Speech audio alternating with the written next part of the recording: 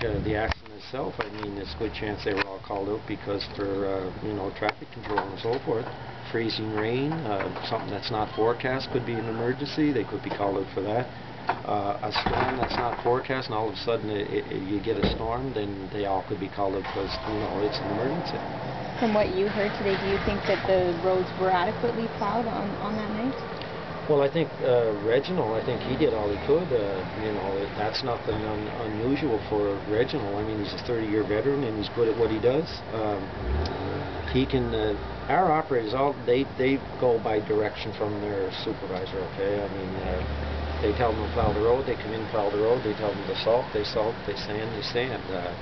You know, they tell them, you know, make another pass here, make another pass there. But that night there, I guess Reginald, you know, he took some initiative and put extra salt on the road that night.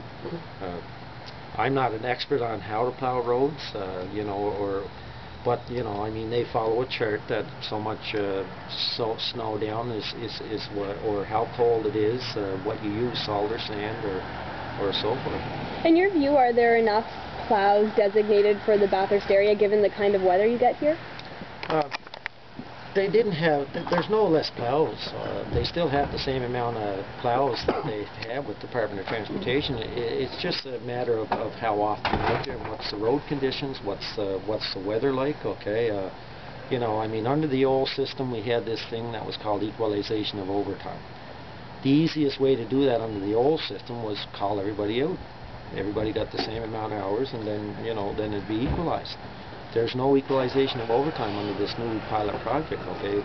It's just hard to do because, you know, you got guys in the gray area that sit at home that are only called if there's a major storm forecast and they put them on 12-hour notice that they need them, or an emergency. But, you know, that's how we normally equalize the overtime, is that we just bring in all the operators and, you know, and they would plow the roads. Do you think that the pilot project should continue, or do you think it needs to be changed? Do you think that should be one of the recommendations? Well, I mean, that's something that we're going to negotiate, okay? Our contract expired December 15th, so we're going to be certainly negotiating that at the table.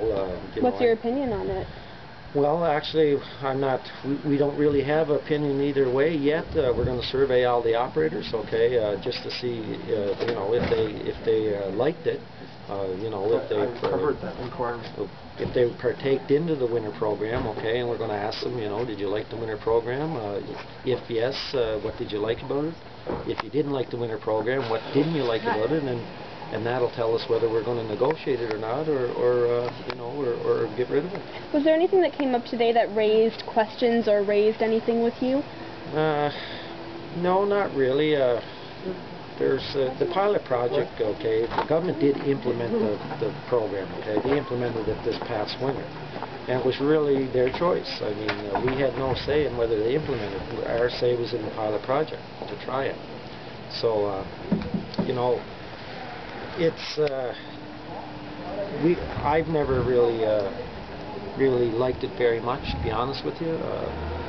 I think you know, there's other ways to save money, okay, and we can help them do that, just like we did with this pilot project.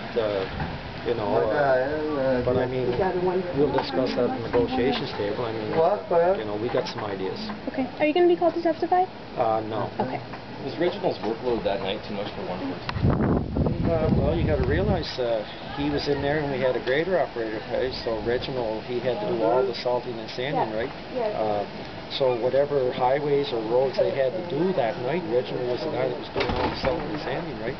So I mean, I guess it's a judgment call, really.